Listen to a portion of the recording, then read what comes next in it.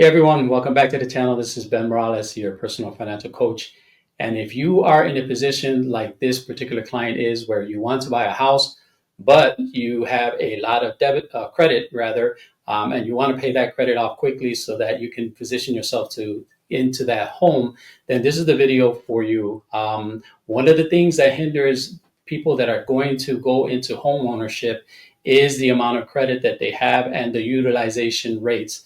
And if you don't know what a utilization rate is, simply what it is how much credit are you using right now in comparison to what your limits are. So that's actually one of the cases here. So we don't want to go ahead and the conventional wisdom will say, hey, really quick, just go ahead and apply for another credit card. If you go to the bank, apply for another credit card and we'll just transfer everything over to the new credit card and you'll have 15 or 18 months to pay that back to us. So that is an option. The other option is possibly applying for a personal line of credit and combining everything. But we want to avoid that simply because we don't want to incur another credit inquiry on their profile. So this is what the steps we're going to take to help him improve his credit score at a different level.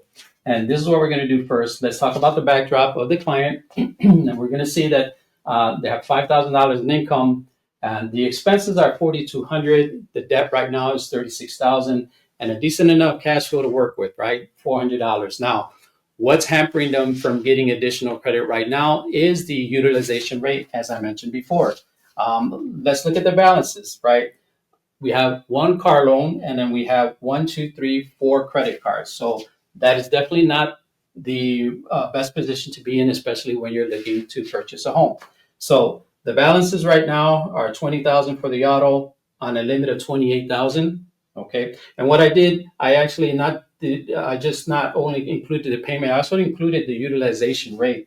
And we're going to see each item has its own differing utilization rate. The credit card number 1 has a balance of $5,000, and the limit there is $8,000. Credit card number 2, balance of $6,000 with a limit of $7,500. Credit card number 3, $2,700 with a limit of $3,800.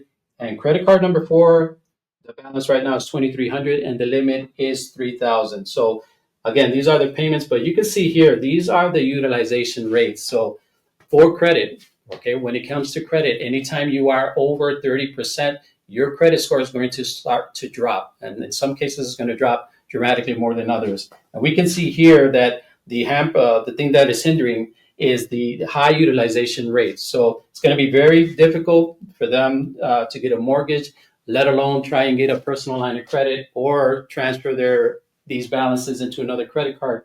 Because with these balances that they owe, you're looking at another $16,000. With that income, you may have a problem trying to get approved for a high enough credit card to transfer the balances to. So conventional wisdom, or in the debt pay down world, they'll talk to you about implementing one simple strategy, which is the debt snowball. If you've never heard of the debt snowball, what that strategy says is you pay minimums on all your credit cards, and then you pay the card that has the least payment or the least balance first, and then you work your way up and pay the other one. So if that was the case, with that particular strategy, we'd be making minimums payments here, here, and here, and then we'd be adding to this particular payment so that we can eliminate that credit card first and then work our way up. That's exactly what I do here. See, we're applying the debt snowball strategy there, and if you did that, the reason why you see $449.65 is because that's the extra with the cash flow.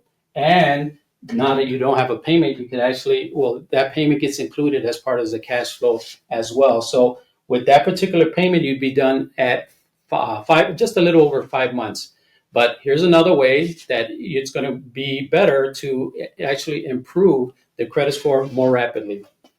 So what we're going to do is we're going to find out, and this is one of the things that with the debt snowball strategy, just a lot of debt payment strategies, they don't take into account what you're doing with the money that's left inside of your checking account. And that's where you need to change. You need to put that money and start leveraging and put it to work for you. And so here's what we're going to do. I'm going to use the blue marker in this so we can see the difference between the debt snowball and the strategy we're actually going to put into place. This is really going to impact how quickly your credit score is going to just rocket up. So we're going to use the same credit card. We're going to focus on eliminating the credit card, but how we pay it down is going to be totally different. So let's go back to the expenses. From the expenses, which is right now is $4,200 a month. Well, there's a couple of bills that you cannot run expenses through on a monthly basis using a credit card. That is going to be the rent, okay, which is $1,450. And the other bills are obviously these bills here. When we add all these bills up on a monthly basis, those total to $953. Okay, so we can't run the $953, make payments on credit cards with credit cards. So we're going to add the $953 back up here. Okay, what that's going to do is, as we deduct this from the month, we are going to have some money left over. That's going to be $1,832. Now, we're not going to do things conventionally. We're not going to do things the way the bank wants us to, because what they want us to do is leave that money in the bank and then pay the bills off accordingly. That's one of the downfalls of the debt snowball strategy is, okay, you pay minimums to all your other credit cards, and then you pay what's left over at the end of the month to the debt that you're paying off. Well, it makes more sense, in my opinion, if you just transfer this money, and that's exactly what we're going to do. Instead of leaving it in a checking account, we're going to transfer it into the credit card that we're going to be paying off, right, which is the $2,300 credit card. We're going to be transferring this $1,832 throughout the course of the month. So that means that our balance is going to go down. Okay. What else do we have to work with? Well, we know that we did have an additional $400 in cash flow left over, so we can add that to paying down that $2,300 as well. What else can we do? Well, if this $4,965 is being attacked with that debt tool, right, with that same credit card, we're attacking it. That means that we can also deduct the $4,965. So throughout the course of the month, bills are being paid at a different time. You don't always pay gas for the car or buy gas for the car on the same day. It's usually going to fluctuate. You don't always go out and make groceries on the same day. Maybe you do, but for the most cases, it's going to fluctuate. And different bills throughout the course of the month, you pay them at different times. So that's the beauty of this, because this $1,832 that we're transferring into it is not always being used at the same time. But throughout the course of the month, it will be. So these changes leaves us with $18.35 at the end of the month, right? Well, that's just the first part of it, because there are some add-ons that we have to put back. So just imagine what that is doing to the credit score right there. Those simple movements throughout the course of the month. You started with $2,300 as a balance. You're already down to $1,835. But now, here's what we're going to do. We have to add back the expenses, right? Those $1,832 that you use for that month, okay? So you were adding it back in expenses. That's what this is. Expenses being added back.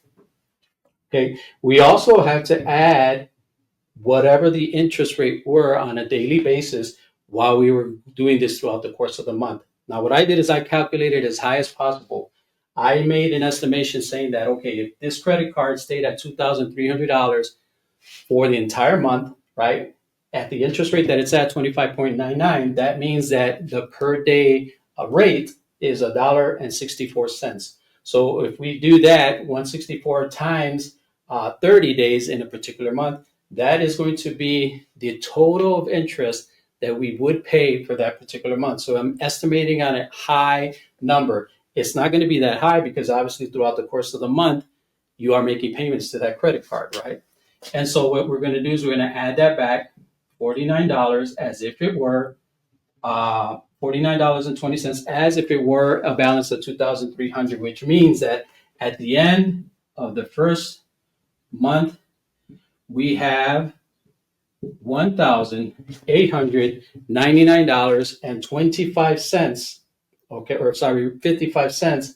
That is the balance at the beginning of the first month. So imagine what that's going to look like when you do pay. So when you do actually look at your credit score rather. So here, obviously, if we did this the second month, what's going to happen is you have enough to cover this $1,899 the second month. That's just month number one. Then month number two, we could just continue the same rinse and repeat method. This is month number 2. We're going to go ahead and transfer that income that's left over in the checking account once again. And we still have 400, and this time it's $449.65, which is the $400 from the cash flow and the $49.65 that you're no longer making to that credit card. But you can see that we don't even need all the $449 to be able to meet the expenses for that month. So there's going to be money left over, which is, I believe, about $382.10. What are we going to do with that $382.10? At that point, you start attacking the next credit card. So you use one credit card to run the expenses to, and at the end of the month, whatever you're left over, you start to apply it and use it for the following credit card. So in a very short time, if we then, instead of using this credit card for expenses, if we then apply the same thing for the new credit card, we'd have this credit paid off in 2 months as well. When this credit card is paid off, then you move on to the next credit card, then you move on to the next credit card. So it's a lot faster than just taking 5 months to pay off one credit card, and it should put them in exactly the position they want to be in to potentially buy that home within a year to a year and a half's time. So I hope this makes a lot of sense. Put any comments or questions that you have down below, and I'll be sure to respond just as quickly as I can. Thanks for continuing to watch and support this channel. Look forward to seeing you once again in the next video. Take care until then.